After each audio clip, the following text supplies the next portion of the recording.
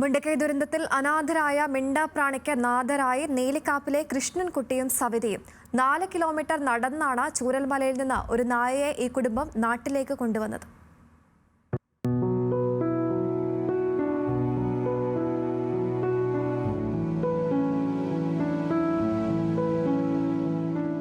ഇരുട്ടിന്റെ മറവിൽ മലവെള്ളത്തിലോ മണ്ണിലമർന്നോ മറഞ്ഞുപോയോ തന്റെ യജമാനൻ അറിയില്ല. ദുരന്തഭൂമിയിൽ ദിവസങ്ങളായി ആഹാരമില്ലാതെ അലഞ്ഞു നടന്ന നായയ്ക്ക് ഇനി നന്ദി കാണിക്കാൻ ആരുമില്ലല്ലോ എന്ന തോന്നൽ വരില്ല. പുതിയ യജമാനനുണ്ട്. പക്ഷേ പേടിച്ചാണ് 4 കിലോമീറ്റർ ദൂരം ഈ നായ അപരിചിതരായ കൃഷ്ണൻകുട്ടിക്കും സവിതയ്ക്കുമൊപ്പം നടക്കുന്നത്.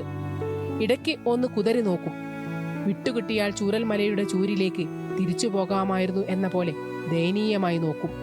പക്ഷെ അപ്പോഴേക്ക് സ്നേഹം കൊണ്ട് തഴുകി തലോടി ഇവർ ഒപ്പം നിന്നു. വഴിയിലുള്ളവർ ആഹാരം നൽകിയപ്പോൾ ആർത്തിയോടെ തിന്നു. ആളുകളും വണ്ടികളും കാണുമ്പോൾ പരിഭ്രമിച്ചു അരികിലൊതുങ്ങി. അപ്പോഴും പേടി മാറ്റാൻ കൂട്ടുനിന്നു. എന്നെങ്കിലും യജമാനൻ തേടി വരുമോ എന്ന് അറിയില്ല. വന്നാൽ ഉപാധികളില്ലാതെ സ്നേഹത്തോടെ തിരികെ നൽകുമെന്നാണ് കൃഷ്ണൻകുട്ടിയുടെ വാഗ്ദാനം. ഓണർ ഉണ്ടാവുമല്ലോ, പക്ഷെ അവര് ജീവനോടെ ഉണ്ടോ ഇല്ലെന്നൊന്നും അറിയില്ല. എന്തായാലും അവര് ഇതിനർത്ഥം തിരിച്ചറിഞ്ഞിട്ട് വരികയാണെങ്കിൽ നമ്മൾ തിരിച്ചു കൊടുക്കും. പക്ഷെ അതുവരെ കെയർ ചെയ്യാം. ഏറെ ഇഷ്ടത്തോടെ കഴിഞ്ഞ ദിവസം വീട്ടിലേക്ക് കൂട്ടിക്കൊണ്ടുവന്ന മറ്റൊരു നായ തിരിച്ചുപോയിരുന്നു. മാത്രമല്ല 2 പട്ടികൾ വേറെയും വീട്ടിലുള്ളതിനാൽ കൂട്ടത്തിൽ മെരുങ്ങാൻ പാടാണെന്ന് കണക്കുകൂട്ടിയാണ് വീട്ടിൽ കയറ്റിയത്.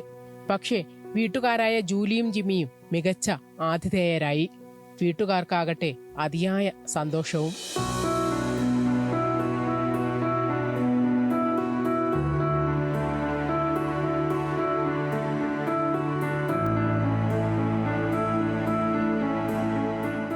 ഞാൻ പ്രതീക്ഷിച്ച പ്രശ്നങ്ങളൊന്നുമില്ല. വളരെ ഹാപ്പിയാണ് ഇപ്പോൾ. ഇനി ഇയാൾ എത്രത്തോളം ഇവിടെ നിൽക്കുന്നുള്ളതാണ് പ്രധാന പ്രശ്നം. എന്തായാലും നിൽക്കുന്നിടത്തോളം കാലം നമ്മൾ വളരെ പെർഫെക്റ്റ് ആയിട്ട് നോക്കും. ഇത്ര ഇണങ്ങിയ സ്ഥിതിക്ക് ഞങ്ങൾ എത്ര ഇവ നിൽക്കുന്ന സമയം വരെ ഞങ്ങൾ നല്ലപോലെ നോക്കും. ഇവർ ഓണർ ആരാണോ അവർ വരികയാണെങ്കിൽ ഞങ്ങൾ തിരിച്ചു കൊടുക്കുകയും ചെയ്യും. മനുഷ്യർക്ക് മാത്രമല്ല മൃഗങ്ങൾക്കും തങ്ങൾക്ക് കിട്ടിയ കൊടുത്ത സ്നേഹത്തിന്റെ പരിലാളനത്തിന്റെ കെട്ടുപാടുകൾ പെട്ടെന്ന് പൊട്ടിപ്പോയാൽ അംഗീകരിക്കാൻ കഴിയില്ല. പക്ഷേ വിധി സ്വീകരിച്ചേ പറ്റൂ. അതാണ് പ്രകൃതി. ചൂരൽമലയിൽ നിന്നും ക്യാമറമാൻ ഷംസുദ്ദീനോടൊപ്പം ഫൗസിയ മുസ്തഫ, ന്യൂസ് മലയാളം.